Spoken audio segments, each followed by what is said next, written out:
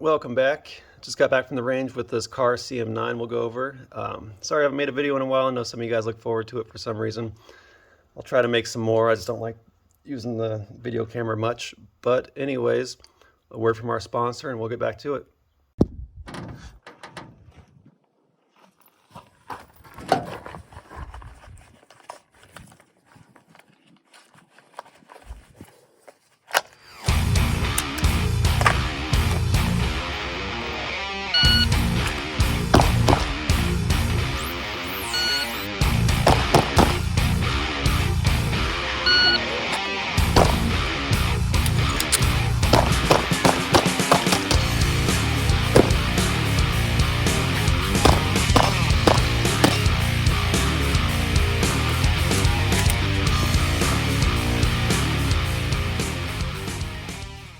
Alright, and that was Sake holsters. I actually have a couple Sake holsters, and this one's in blood red, my favorite color, with the black backing. This is their sidecar.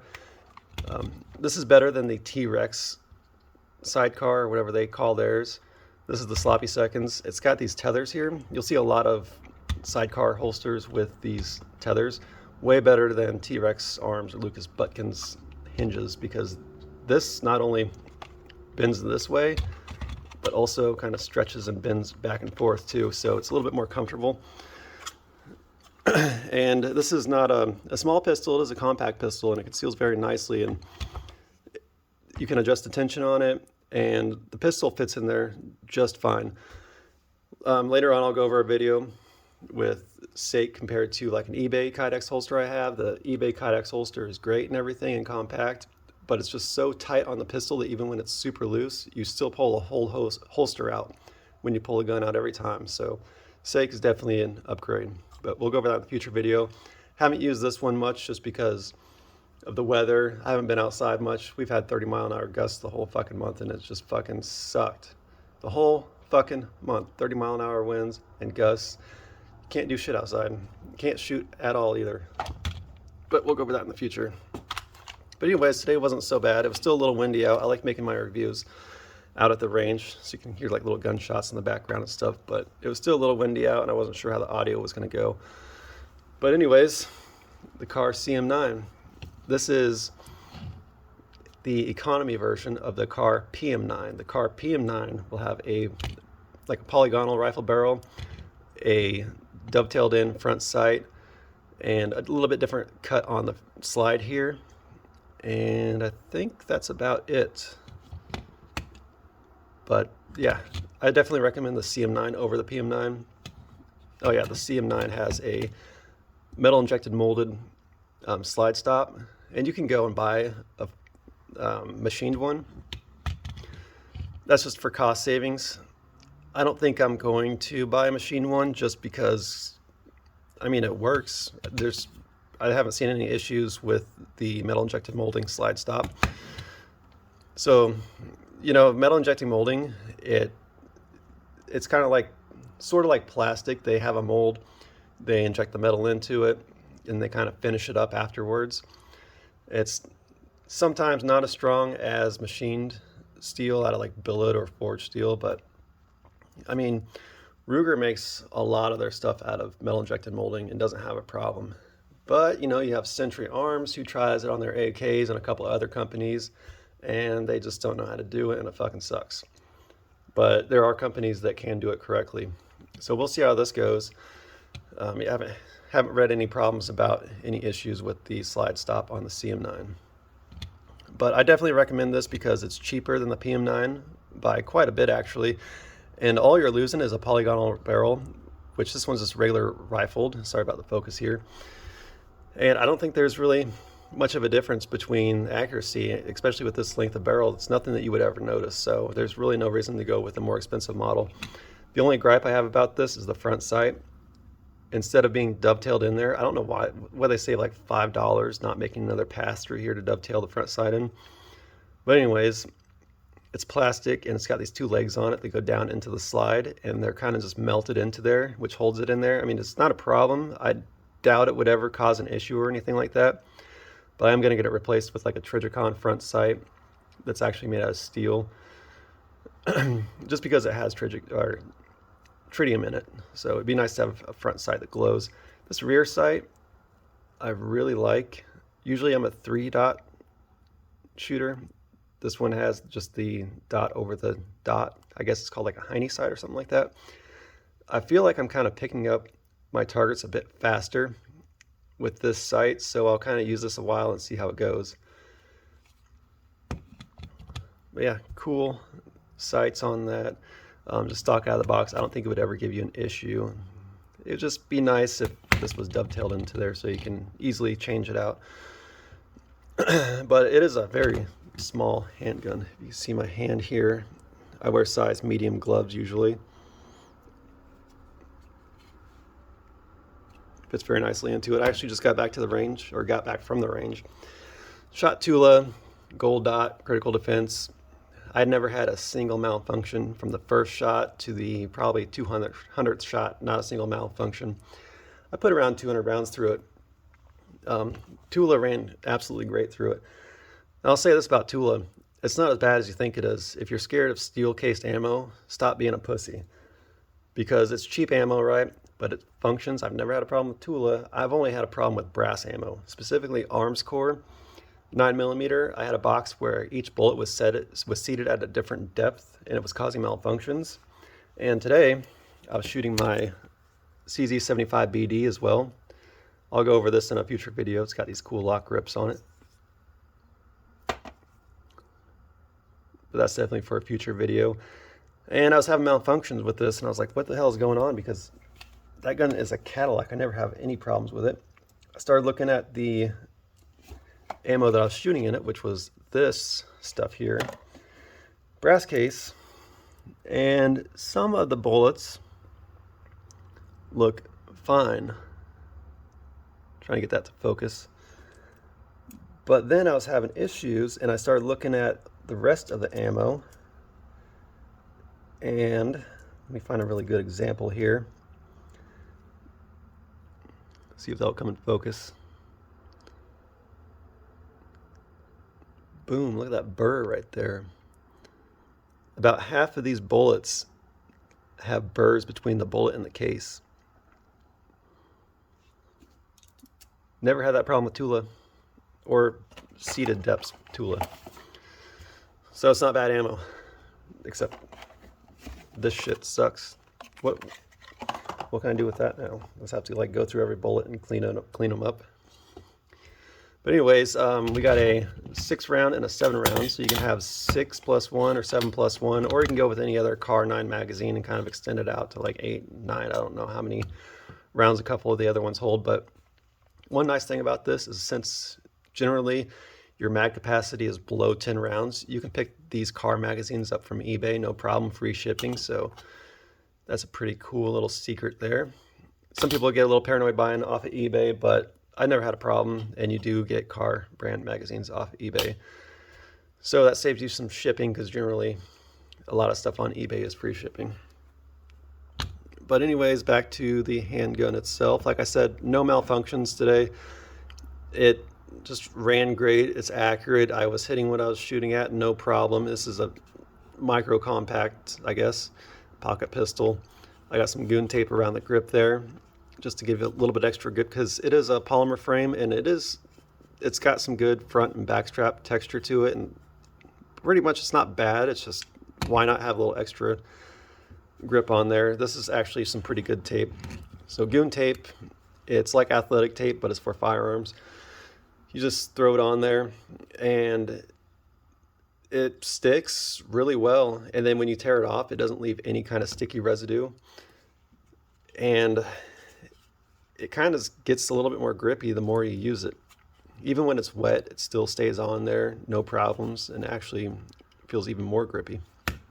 And then I did the same to the bottom of this extendo here, just to give you some extra grip. But look how small that is. But then with the extendo on there, sorry, I can't really coordinate.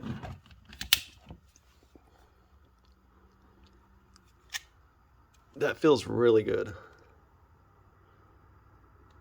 there's no problems keeping this in your hand, and the recoil on it is actually not bad at all for its size. Its recoil is comparable to this, actually. Somehow the scientists at Kahr are awesome. So the bottom of the grip here is kind of beveled out a little bit to help you with reloads. There's really no problem inserting a mag ever. And one thing I like about this is I'm not a big fan of polymer frames, not for any like FUD reasons or anything, just because look how cool that looks. That's all metal. That looks really cool. This looks really cool, and you can change out the grips and everything and make it look awesome. This is really nice too. It's made out of a really strong polymer, and I've held like Glocks and stuff, and you can take the grip and kind of squeeze down and see it kind of push in on Glocks or other handguns sometimes. This is actually pretty thick, and it doesn't have any give to it at all, but it's still extremely thin. So I don't know if you can really tell there.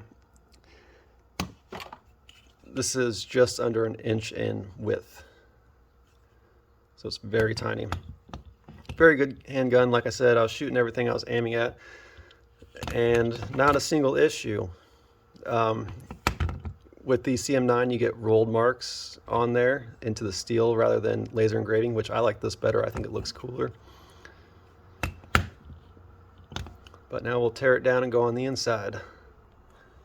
Okay, so the teardown is really easy, kind of similar to a CZ actually, where you have to pull the slide back and line it up with that mark there and that mark there, and then you kind of just, I take a magazine and just kind of tap the side here or push in to pop this out, which is a metal injected molding part, which is not a problem with me because Ruger makes awesome metal injected molded parts. I'm sure Kahr does too. Century Arms does not, usually, with their AKs at least.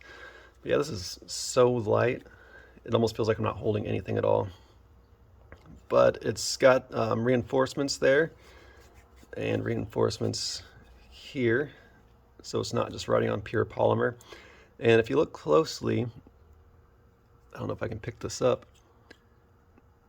the frame or the slide touches there, there, and there, and you can kind of see this cutout here and here. So it's almost got like cutouts like you would see like on a sand cut or something like that. Sand cut slides or frames, rails.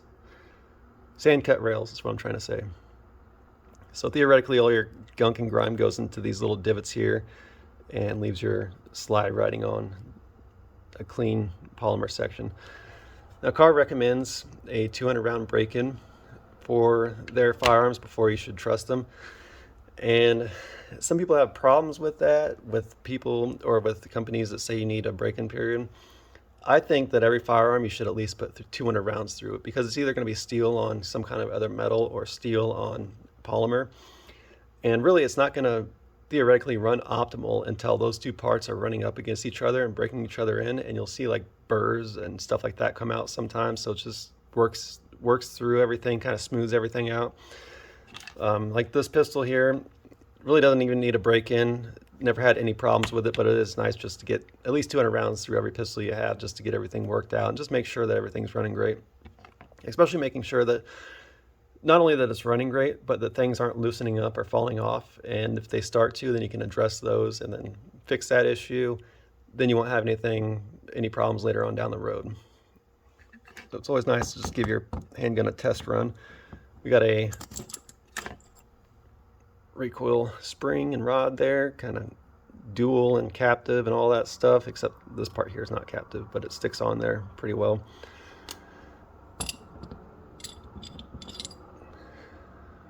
Got the barrel there, it's still dirty. You can see that is rifled, not polygonal, sort of, you can see it. It's very nice. Really no machining marks, just a lot of dirt marks. You can kind of see where that front sight was melted into there. Very clean appearance though, very nice. I think they also make the CM9 with a kind of a black coating on it. But I wanted this one just because I don't have any two-tone handguns, and I think this looks really nice on the car. It looks like a really nice handgun. So there's really not much to it. I definitely would recommend this. One of the reasons why I got this is I was looking for a handgun that I would be able to carry pretty much no matter what I'm wearing. And whenever I go to select a handgun or any kind of gear or anything like that, I kind of have a general idea of what I'm looking for. And then I kind of set out like the military would when they're looking for new equipment or gear, firearms. They have like all of these requirements. I kind of make a list of mine. Like I wanted no less than 6 rounds. I wanted as short as possible this way and this way.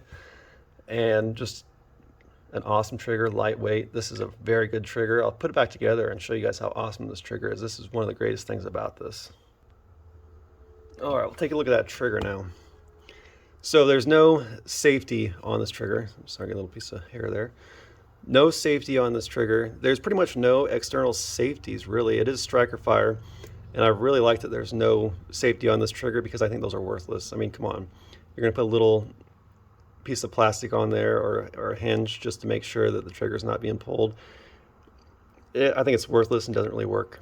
I think that actually a lot of those trigger safeties are on there because when you rack the slide, if it didn't have that trigger safety on it, it would pull the trigger back as you rack the slide. And I think I read somewhere that they actually put that safety on the trigger so that the trigger wouldn't come back, just to give you the visual appearance that it's staying still, because a lot of people would freak out when they pull their slide back and see their hammer back coming back at the same time. So that might be true, might not be, kind of makes sense. But I like that it doesn't have one on there. It's aluminum or steel or something, but it's very nice that it's metal because it's not going to feel like a mushy, bendy trigger. So very nice trigger. It is kind of long, but it is so smooth. Boom, just sent a round through the wall. No. Very nice though. I get this cocked again. There we go. There's no stacking, there's no grit or anything. It's just smooth the whole way. The reset is a little bit long, but that's never a problem with me. I'm not a trigger snob, but this is such a good trigger. It resets right about there. It's hard to do with holding a camera, so there are other videos of people doing it. Very nice trigger. So that's the Kahr CM9. Highly recommend it for a concealed carry option. I got this instead of the 380 because I was doing a lot of research on the 380 and just found that 9mm kicks its ass. So it's not that much bigger than the 380. This thing is awesome. I love it. Definitely recommend picking one up. This is like one of those guns that are awesome, but not a whole lot of people pay much attention to. One of the reasons why I like this so much is growing up, I shot a lot of pellet guns, a lot of BB guns, and this kind of reminds me of like the size and the feel of it, and it just shoots so well and so easily that it's just kind of like a BB gun. It's like a fun little toy. And plus, I grew up in a time where, you know, not everybody had a computer. If you did have a computer, not everybody had the internet. So I went through a lot of gun magazines, and Kahr would always be in the ads. So it's pretty cool having a handgun that's kind of nostalgic to me. So that's the Kahr CM9. Of course, any questions, just send me a little comment or something like that. Subscribe if you would like. If you don't like it, don't subscribe. Who cares? See you on the next video.